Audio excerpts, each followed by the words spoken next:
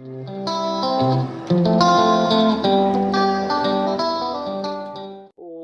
to the Blowhorn Fans Cast. I'm Dom. And I am Brett. And we got a whole piping hot plate of NFL news for you. But before that, we've got the appetizer, MLB Lockout. Appetizer indeed, because today's discourse between the MLB and MLBPA lasted only 15 minutes, or 18 minutes, I think, somewhere around there. It was less than a half hour, which is sad. Yeah, no worries. We're only 11 days from the deadline for the MLB to start the regular season. There are rumors that this coming week that they're going to meet every single day to hammer this out. So, if they all meet like the same amount as they met today, they'll have like one full meeting by the end of the week. Look, a lot of the meeting stuff is done outside of the actual meetings, if we're being honest, like a lot of the negotiating, right? But, I mean, it's not good. No. It's not good. Because it's not just the MLB, this one that happened today, MLBPA didn't even change their offer. They're both just, it's between a rock and a hard place, and the owners are digging in because they don't want to give the union any power. They're trying to break the union in the same way that the NHL union really got broken in 2004 when they missed a whole season. Yeah, it almost seems like, everybody wants to play, but then again, they also want these better rules. So we'll see as things get closer, because it's not even a full month anymore. It's half a month away. Yeah. We're only a couple weeks out now. Yep, March 1st. Some things that have come up in these talks over the last couple days here. The players are offering 2 9-figure revenue streams, a playoff expansion. The union is willing to go up to 12 teams. The owners want 14. The owners have not moved from 14. Oh my goodness. And the players are willing to have ads on uniforms in the same way NBA and soccer do. That'll look ugly. Yeah, probably. But, the NBA does it now. I think the NHL is going to start doing it next year. The MLB could do it, and then if the MLB does it, it would be only a matter of time until the NFL does it. Lame. I agree. I think it looks terrible and tacky, but it's probably going to happen. Just looking for the Braves to get that Hooters patch. That'll look... Oh my goodness. Talking about the Braves, during this whole thing about how you mentioned that they wanted to expand the team limit, a lot of people are really hating on the 2021 Braves. Because they're like, because we expanded the amount of people who can play, the Braves are probably the worst team to have won the World Series, which is just dumb. I think if you look at season record, they might have been, but that doesn't matter. They still won the World Series. Yeah. They weren't even bad. Yeah. No, yeah. I don't think that's... That's a hot take that I just don't believe in. Yeah, I'm gonna pour some water on that hot take. Here's another thing, though, that... Remember when we mentioned about the minor leagues, about how they just get underpaid, underwhelmed, all this other stuff? Yep. I've noticed in the Twitterverse, I don't know if it's as high as Mount or it's just my feed, but the minor leaguers are coming more and more together of how people are noticing, hey, minor league players are getting treated like trash, especially after the MLB mentioned about how spring training they won't get paid at all.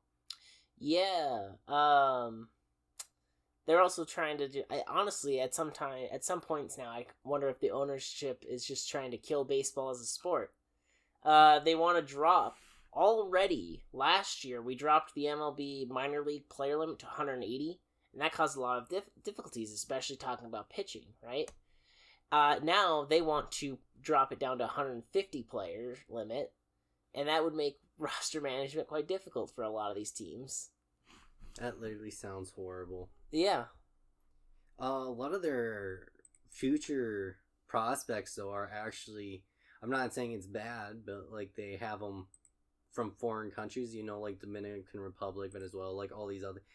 which is fine, but I think their idea is they can bring those people from those other countries in instead of paying people to save a quick buck. I don't know how international MLB in the minor leagues works. But all I know is that the MLBPA a couple days ago talked about how they want to be more supportive of foreign leagues. Okay. So, like, specifically, I think Venezuela and Korea were mentioned. We do get a lot of people from over there. Yep.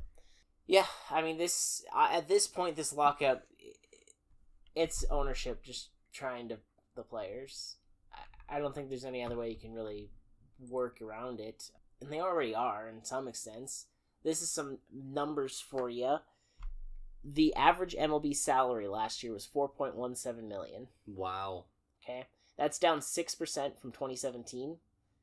The median salary of $1.15 million was down 30% from 2015. Players are getting paid way less, but yeah, player payroll is why it costs so much to go to baseball games. It costs a lot to go to a baseball game? Have you bought a baseball ticket? Have you seen what ownership says about it? It's like... revenue has increased in the league over the last 6-7 years. I mean, they set record-setting revenues in 2019. And, of course, COVID, they're going to take a hit. But they certainly aren't hurting for money. No. Well, yeah, no. No. Look at the O Stadium. It's always empty. Yeah. It's insane to me. I mean, the only thing that the players have been pushing that I don't really agree with is that they don't want a salary floor. Personally, I think a salary floor is a great idea to help increase the money in the sport, but whatever. I don't even know what the lowest paid major league player is. Minor leagues, that's the whole. Well, I mean, there's the minimum salary, which I think is $645,000 if you're in the majors for over 1 month. Okay. But I was just saying, like, team salary payrolls, right? All right. The salary minimum that was proposed was $100 million, which I think would work fine because 20 teams would be fine, and just the bottom third of the league would have to increase their spending, which is good for the players because then they're going out and signing free agents. You feel? Yeah. I think the Orioles are the lowest payroll this year right now, and they're literally pegged at like $28 million. Oh, so not too far down. That's insanely low. Wait, what was the number you gave? $28 million.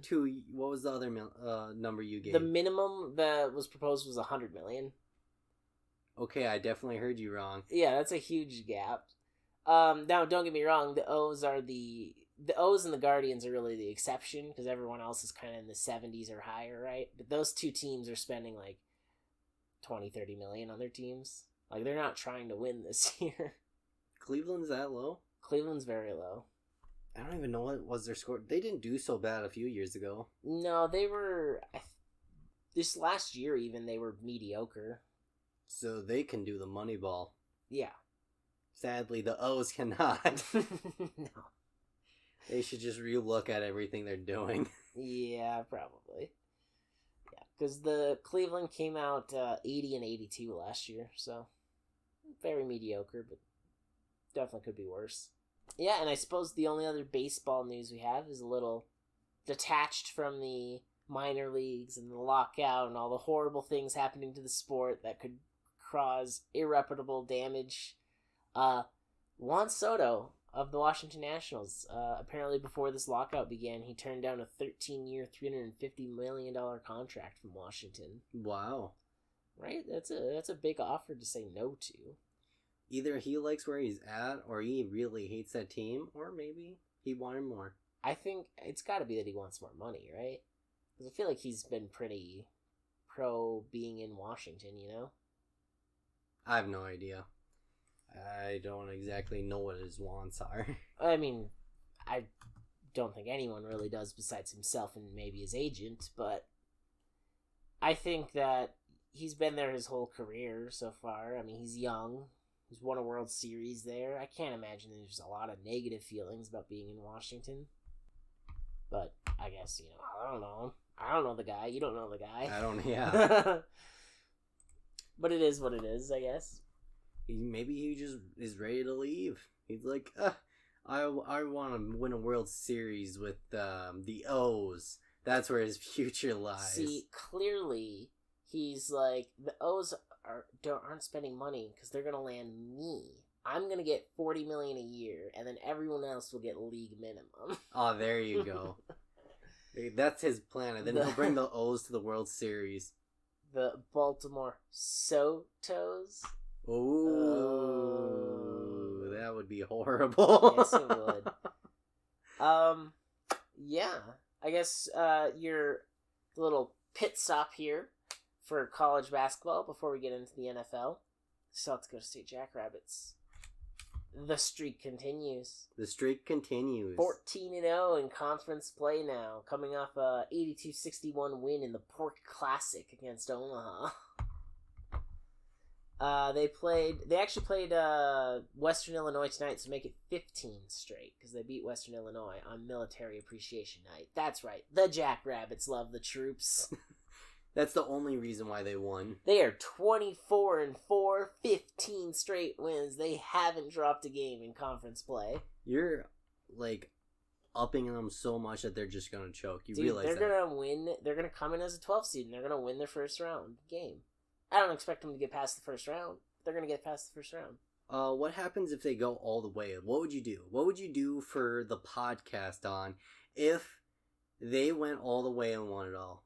The odds of that is just minimum, so you have to do something crazy. I don't know. What do you think? If the Jackrabbits win the NCAA championship? That would, well, for one, like, one of us will probably crap our pants because we didn't believe it. Like, or maybe both of us. I mean, it's pretty wild. And the whole state of South Dakota would just crap their pants. Yeah, no, South Dakota would be bumping. After something like that, they'd be coming out like Jackrabbits in 9 months. Hey. Oh, I don't know if I'll keep that one in. Nah, keep it. All right, it's good. But yeah, maybe we'll find something. If it like starts rolling, we're gonna have to like find something for you. That sounds good to me. There's only a couple more games left in conference play. 3 more. If they win out, they'll come in undefeated into conference play for the Summit League tournament, which is March 5th through the 8th. It's the 40th championship for the league. Of course, their big competitor coming in would probably be NDSU. I believe NDSU is right now the number 2 team in the conference. Wow. Yeah. Is there anyone close behind them, or is it just those 2? Let me take a gander at their standings. Yeah, it looks like South Dakota State out there with their 15-0. NDSU 12-4. Oral Roberts is 11-4. Kansas City is 10-5. South Dakota is 9-6. Everyone else kind of bad. But I believe the Summit League tournament's an 8-team tournament. So I believe even though Denver and Omaha are pretty bad, they'll both probably still be in the tournament. I think the only 2 schools that are going to be left out of the Summit League tournament are the St. Thomas, Minnesota Tommies. And the North Dakota Fighting Hawks. Because UND is poo-poo. Very bad. Oh, I kind of forgot that was their name. Yeah, they're 6-22. You know they have a fighting chance. They're called the Fighting Hawks for a reason. And they've won 2 games in the conference. Let's go. They beat Omaha and St. Thomas. Look at them. Back to back. Their other wins this year, D2 school. Montana, they clutched out against. Which Montana? There's like 5 Montanas. The Grizz. Okay. And they also beat Troy, which is interesting. They even played Troy. But they won. Yeah. Wow, Troy must really feel... They hosted Troy from Alabama. What was Troy even doing? Did they get lost? I don't know what they were doing in North Dakota, but they played UND and they lost. So, big L for the Troy Trojans. Yeah, they're not getting far. You want to hear the attendance stats for that game? 12. 122. That's pathetic. That's like the least amount of people who probably went to a Troy game. Oh, probably, actually. Like I said, this was clearly not planned. They just got lost. They were trying to go to Michigan, and they ended up in Oh my god. Grand Forks. Dude, Troy played Carver College, a D2 school, and they still got 3,000 people to come see that. Wow. That's... Oh, they played a school called Rust. It's also D2. They still got 1,900 people to come to that. Does Troy just like to go around the place, like, beating D2 people up? Like, They seem to just be playing all over the South, for the most part. I don't know what UND's doing on their schedule, but... they got lost, or UND really has a good person to play against big names to, hype the town up, bring everyone in, all 128 of them. I would also say with Troy that they're not bad. They actually might make the tournament. They have a chance of winning their conference, the Sun Belt, right? Them in Texas State and South Alabama, kind of the three schools, right? But they're doing this with a really garbage team. They, I should say a really garbage offense. Because their offense is 212th in the country. Oh my goodness. But their defense is actually only allowing 65 points a game. So that's the only reason why they're actually, like, doing something. Yeah, their defense is keeping them alive in these games. So we're not going to expect them to get far. And as a side for you right now, South Dakota State, number 2 offense in the country. What's their defense? Their defense, I'd have to look. It's like 212. That'd be a good showing of what's better, a good defense or a good offense. If they had a trashy defense and they play against each other. That sounds fun to me. This isn't showing me the defensive rankings. Apparently they don't have a defense. As soon as the other team gets the ball, everybody clears the they're court. Just like, hey, go take a shot. Go take a shot. And then they rebound somehow and, like, return it. And they're like, how does that work? That's your South Dakota. Well, their defense is probably a liability. Not gonna lie to you. Nice. They're defensively... They're 286th in the country. Oh my gosh, I hope they play against Troy and we can watch the battle of the day. Yeah, Mississippi Valley's got the worst defense in the country. UND, though, bottom 10. Bottom 10. Woo! They're not last. Not last, baby. Not Mississippi Valley, allowing 84 points a game. Losers. Yeah. Omaha, another Summit League team, second worst defense in the nation. But, football, all the crazy stuff that happened in the football world. We didn't get to watch the serial cigar smokers win and avenge Harambe. Yeah, we gotta watch Stafford and the Golden Boy and Detroit win it. By the way, did you watch any of that Super Bowl parade coverage today? No. Didn't even know that there was a video. At first it came out and people were like, that's kind of funny. Because Stafford was clearly drunk, right? And this girl was like taking a photo of him and she just kind of like fell over and he just kind of like walked away, right? Alright. Yeah, turns out she injured her spine. No. Yeah. So the LA Rams said that they would pay for her medical bills. What? How'd she fall? I guess she was on like a bit of a stage and she fell off and hurt her spine. This went from funny to sad so quickly. Yeah. And he just walked away, but he was drunk. He was very drunk. He was gone. Also, how would you know? Exactly. That's so sad. Yeah. I hope she's okay. She probably will be. Well, I guess the LA Rams is paying for her medical bills. So she'll be fine. Yeah. Oh, alright. That's intense. Yeah. The Rams are Super Bowl 56 champions. They are, yeah. So, things that we can talk about the Super Bowl. It was fun to watch. It was a good game. Refs were mostly out of it. Until the end. And even then it wasn't like bad calls. Yeah, I feel as though at the end there was the people were getting desperate on both sides, especially the Bengals side. Yeah. Which caused more flags. Yeah, a little bit. Plus, anybody who's saying that the refs fucked Cincinnati out of a Super Bowl, I'm sorry, did you miss the part where Jalen Ramsey got face masked and they didn't call it right after the half that gave the Bengals the lead in the first place?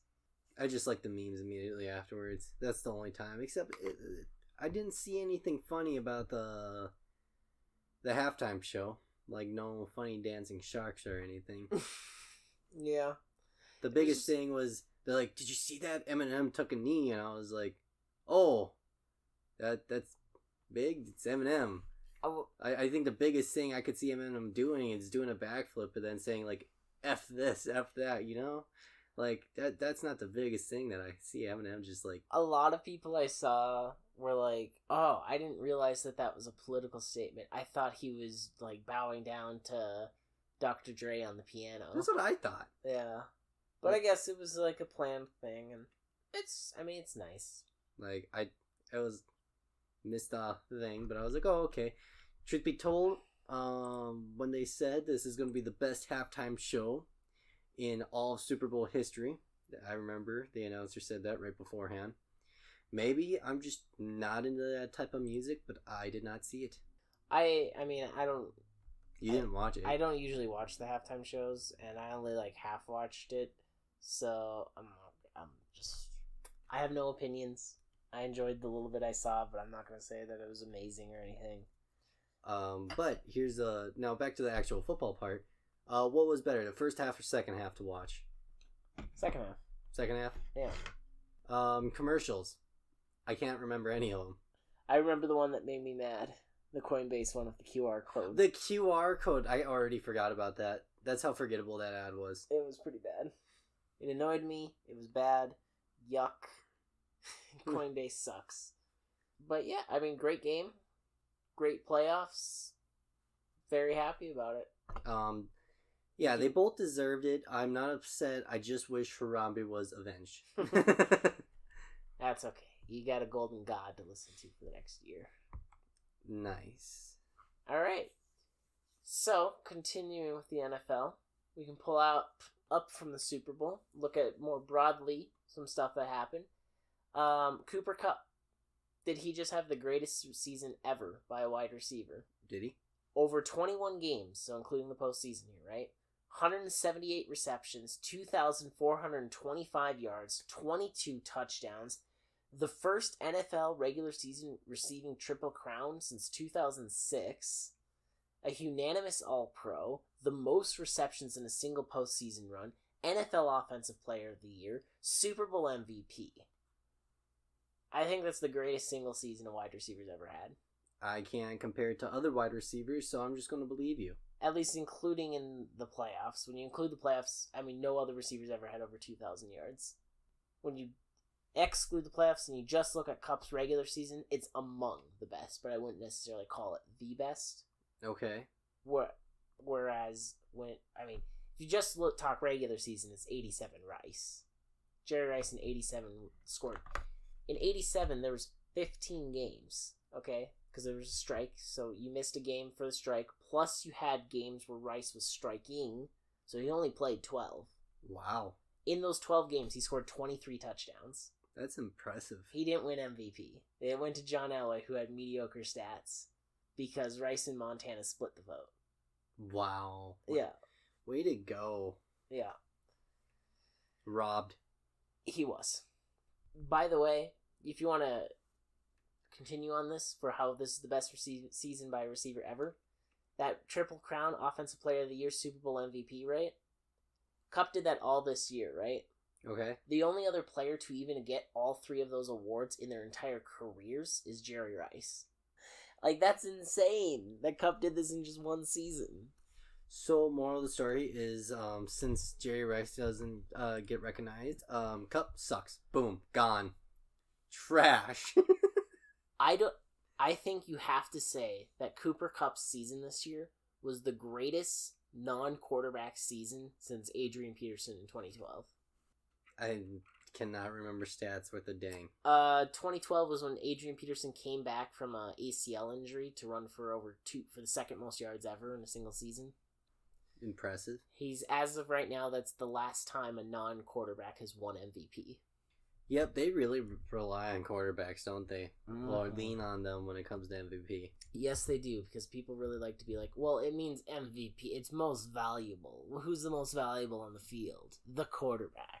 The one who says hike. But I guess since we're talking about it, we'll break down some of this voting that happened on the big awards. We'll start, of course, with the MVP. Cooper Kupp got a vote for MVP. He's only the third or fourth receiver to ever even get a vote for the award. All right. Tom Brady got 10 votes. And Aaron Rodgers won the award with 39 votes. Let's go. I mean, Rodgers was good this year, but I don't think he was insane. I don't think Brady was insane. I would have voted for Kupp. Okay, so he would have got 2 votes. Nice to know.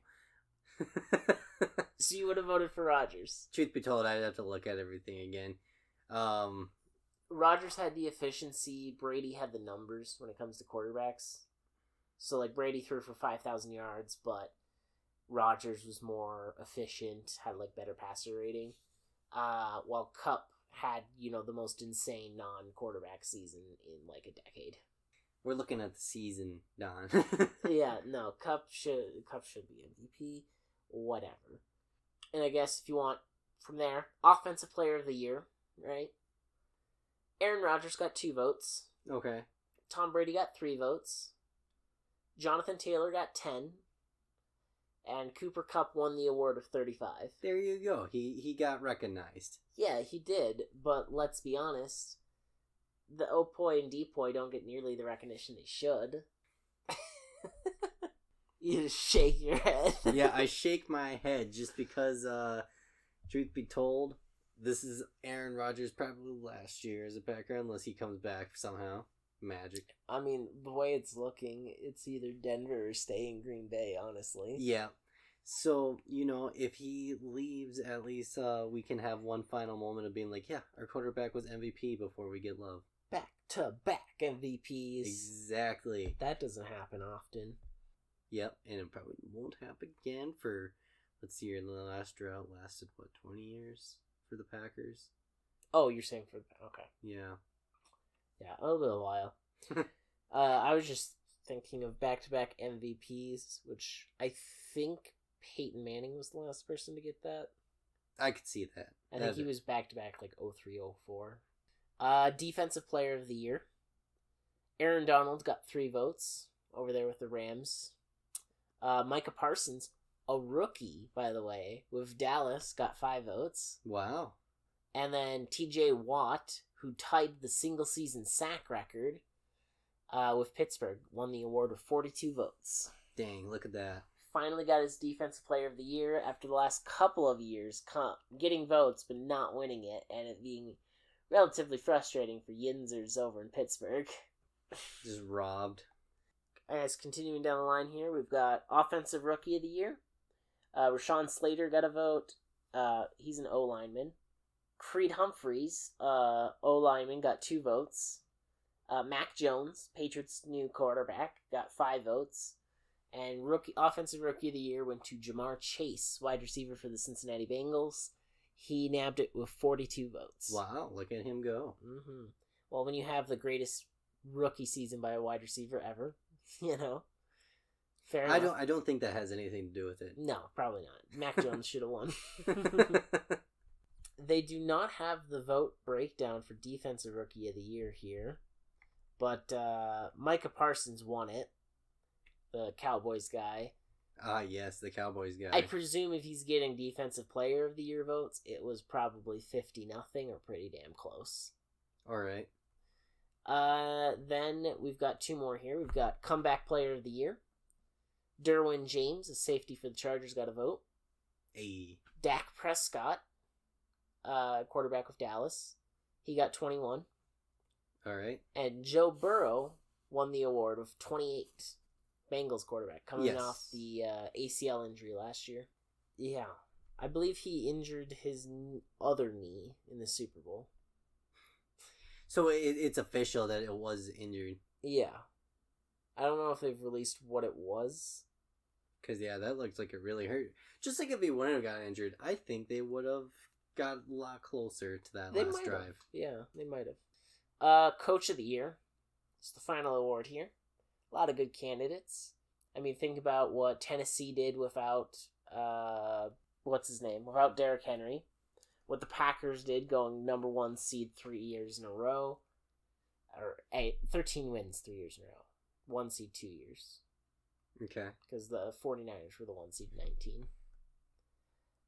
Rich Bisaccia coming with the Raiders and trying to keep that team together after it seemed every week there was another player or coach getting fired or injured or doing something ridiculously stupid. Bill Belichick rebuilding the Patriots in essentially 1 year, already having them back in the playoffs. The guy's intense. But yeah, the voting for this, it broke down. Bill Belichick got a vote. Zach Taylor with the Bengals, he nabbed 2 votes. That one just feels more of a, you made the playoffs with the Bengals, good job. It doesn't feel like great votes there. Rich Bisaccia. By the way, he got hired by the Packers to be their new special teams coordinator. Nice. Look at that. We're going to move up with our special teams. Yeah. Raider Rich, he had 3 votes. Matt LaFleur over in Green Bay got 8. That's fair. And then Mike Vrabel of the Titans won the award with 36 votes. Getting the number 1 seed in the playoffs without Derrick Henry gets you there. Now, did the team, lose one and done? Yeah. And That probably happens. watched their window shut for making a Super Bowl with the current roster. Yes, me anyways. I hope you're wrong next year, but probably. What else is there? NFL Hall of Fame. All right. They announced who's making it in this year's class. I know we talked about this a few weeks back now. Yes. But, so we didn't talk the senior candidate, we didn't talk coaching candidate, but they both got voted in. The coaching candidate was Dick Vermeil, and the senior candidate Cliff Branch, right? All right. Contributor Art McNally also made it in. He's the first referee to ever make it in. But, of the modern era guys, Tony Boselli is elected. All right. He was the Jaguars offensive tackle, if you remember. Everything's hazy because I forgot to take out my notes for this.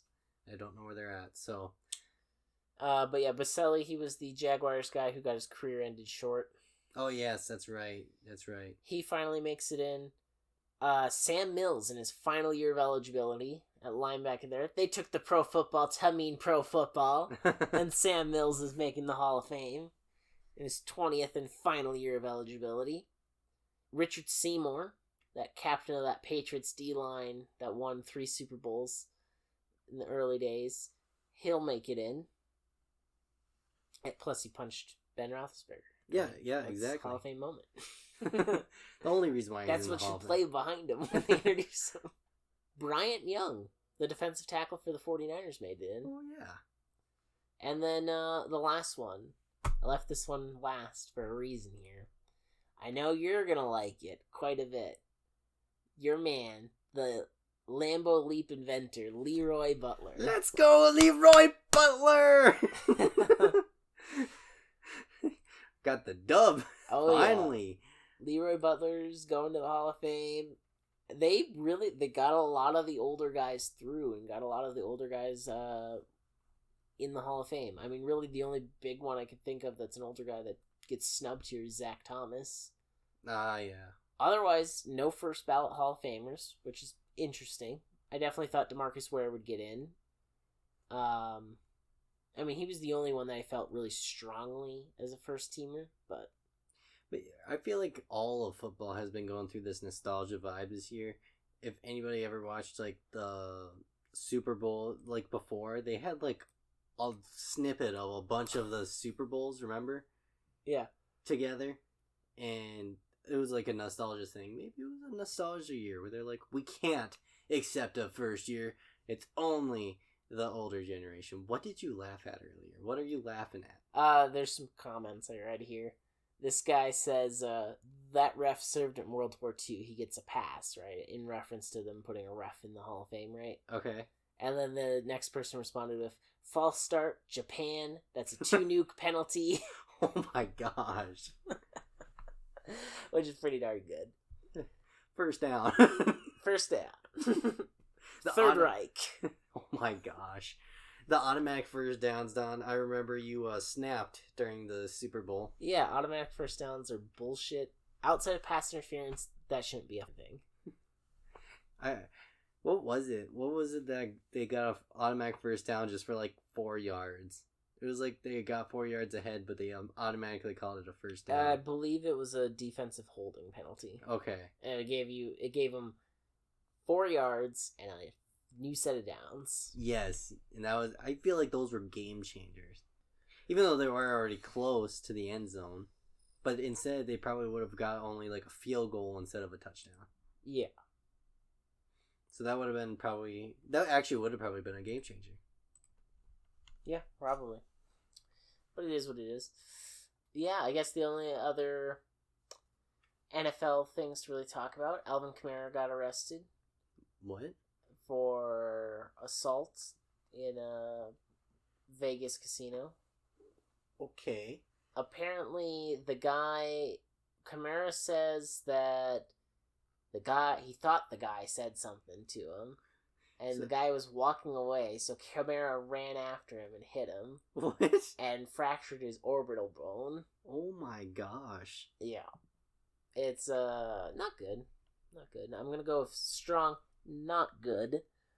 Probably that Kamara... I mean, I don't understand Kamara's... thought process in that? To admit to this. This is Kamara's events. Oh. He says that basically he admits to chasing the guy and punching him after he believed the guy was running away. Yeah. And I suppose the only other thing I really gotta say is the upcoming free agents for the NFL. Some big names that are gonna be open on the market this coming year, including a Packer probably leading the way. Oh? Davante Adams is a free agent. Oh, that's right. I think you told... Yeah. Strong route runner, great release, great hands, and he's going to be looking for probably $20 million a year. At least, minimum. He's going to get a lot of money from whoever pays him. Yeah. I'm betting Adams to Oakland or Vegas. You think so? I think so. He and Carr go back. I think he'll go to Vegas to play with Carr. Alright. Vroom vroom. Yeah. Some of the other big ones. Terran Armstead, great offensive tackle of the Saints. Don't know if he sticks around, just due to some injury issues over the last couple of years. But when he's healthy, I mean, he is one of the best starting left tackles in the game. When he's healthy. I do have news for you. I remember I read it earlier today. It's still baseball news. But with you talking about that charge of getting arrested earlier, there is baseball news about what happened to the death of Tyler Skaggs. Angels, all that other stuff.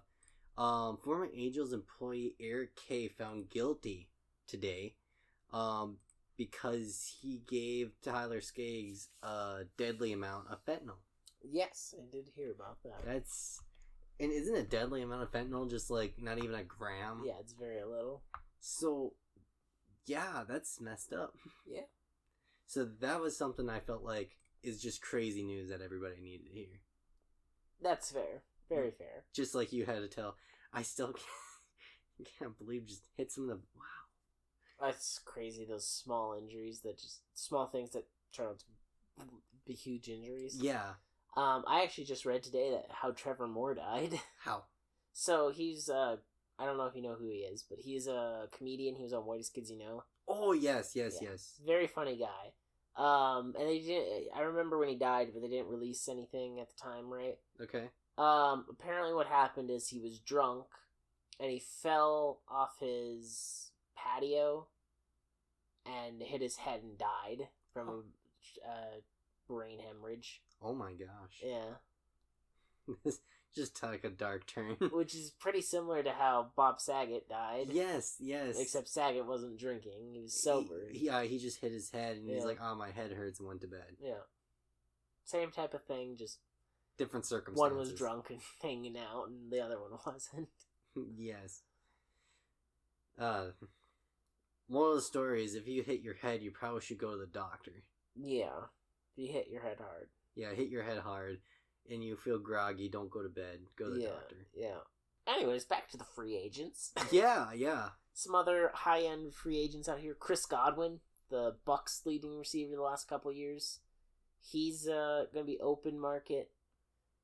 You know, we'll see where he goes. He's probably going to be looking for like $17 million a year. Okay. He's...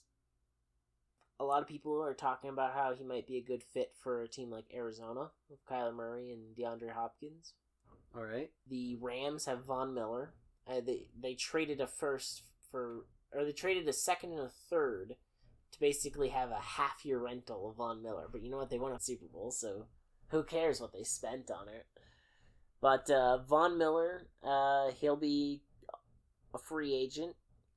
He's probably going to be looking for a short-term deal, as he's getting up there. He's old. He's old, let's be honest.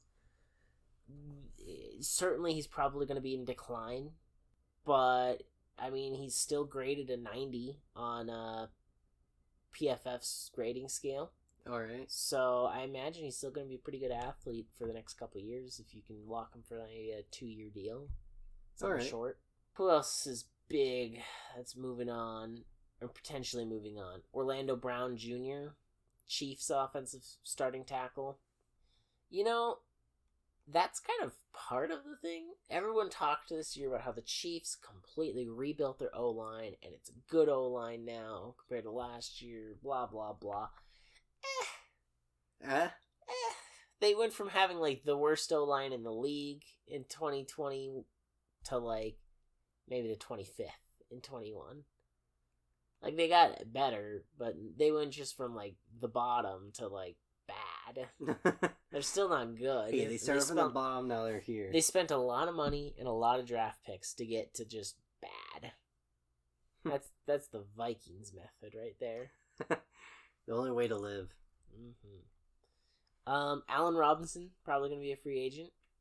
He, of course, was a disaster for the Bears this last year after being pretty consistent with whoever you threw against him, but just nothing this last year. Dude has never played with a good quarterback. I mean, we kind of still don't know how good of a player he can be because Mitchell Trubisky's probably the best quarterback he's had in his whole career. That's hardly a glowing statement. So, I mean, he's a guy who's probably going to make like I don't know, he might make like $10 million a year. Okay. But if he pops off, he could be your receiver one. All right. We'll see, though. We'll see. I think there's quite a few other guys we could talk about. Maybe we'll save a greater, more in-depth look at the free agents for another day. All right. All right, is that everything about football then? I think that wraps up our football. All right, and then last week I promised a little bit of salt of the Olympics. Because nothing really happened with the Olympics. After the Super Bowl, we watched bobsled, correct? Yes, the monobob. The monobob. Women's first time they've ever done it. Really? As an Olympic sport, yeah. Because the first two winners, Americans, a Canadian who played for the Americans, but America nonetheless. 1-2, baby. Yeah, so boom, let's go. News about Valieva. She was allowed to play because she was considered a minor because she's 15 years old. And so that she won't get as much trouble as somebody who would have been, of age. Yeah. But because she was underage, all that drug scandal will go upon her coaches and training staff, who probably told her to take it. Yeah. So that's still not good. And also, what is sad is that okay, so she still placed in fourth, so she didn't actually get gold in the team. Didn't she fall in the last one? No, that's not the reason why she went. After it came out that she was taking drugs, she noticeably did worse. How do you noticeably do worse after the news comes out? I don't know. You were cheating. You got caught cheating.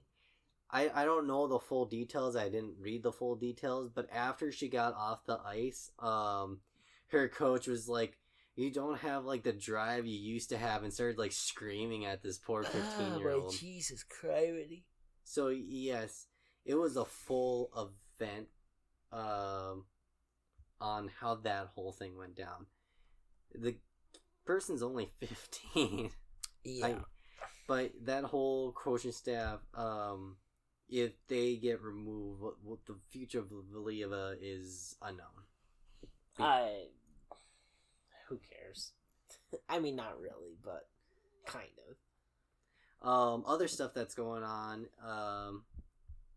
the person I mentioned before, Eileen Gu, got another gold in the skiing half pipe. Other news that I came up with was, I believe curling's medal matches are tomorrow. Yes. And Canada had a heartbreaking loss. Lost by millimeters. America had a heartbreaking loss. Oh, curling for Canada. Yes. Canada's curling team lost by literally millimeters. That's a bummer. Right. America's team was what I was thinking about with hockey. Female hockey, they lost 3-1. Who did they play for the gold? Canada. That's the reason why I got all confused. Right. Yes. Canada. So that's what happened there. What is this? This isn't the biathlon that we have on right now. Yeah. And this is just like not it's like the biathlon but without guns. Whatever that's called. Go Norway. Yeah, go Norway. Dude, the US guy's last name is Good. He's gotta be good. He's in 6th. He's in 6th, but you know what? Dude, he's gonna fucking win. This is the comeback. He's only, what, a minute 37 behind? Easy. The other thing... Yeah, no, there's only 4 people fighting for that win.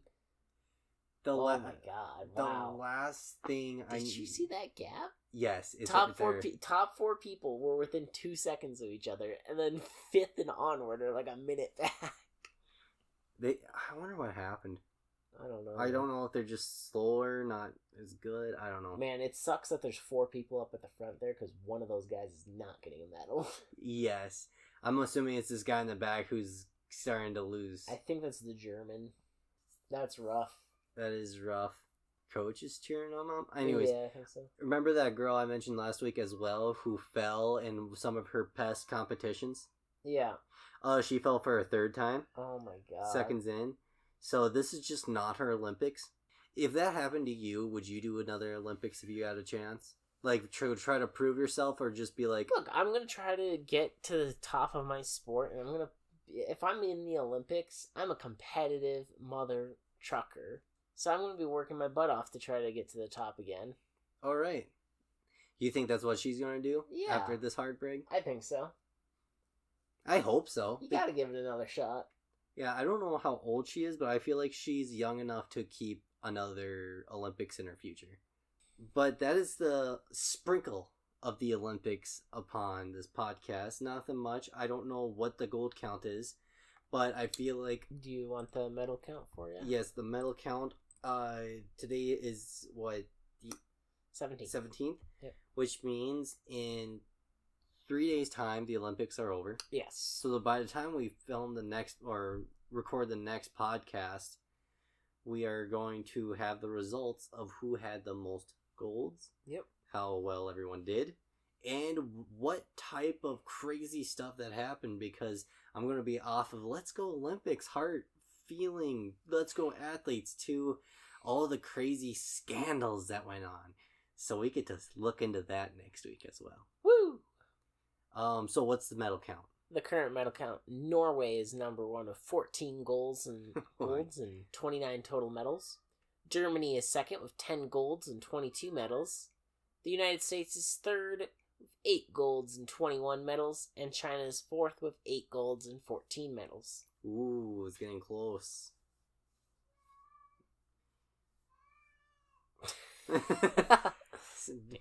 Don's cat would like to include that he also loves the Olympics. Yeah, he's a big fan of any cats in the Olympics. Or any cat-themed garb. He really likes figure skating. Yeah, it's his favorite. Anywho, I don't believe we have much more to say for this week's episode. Nope. So, I do believe we will see you guys next week. Yeah, remember, like, subscribe, tell your friends, and rate us. Oh my god! Same, Don. Alright, guys, have a fantastic week. Yep.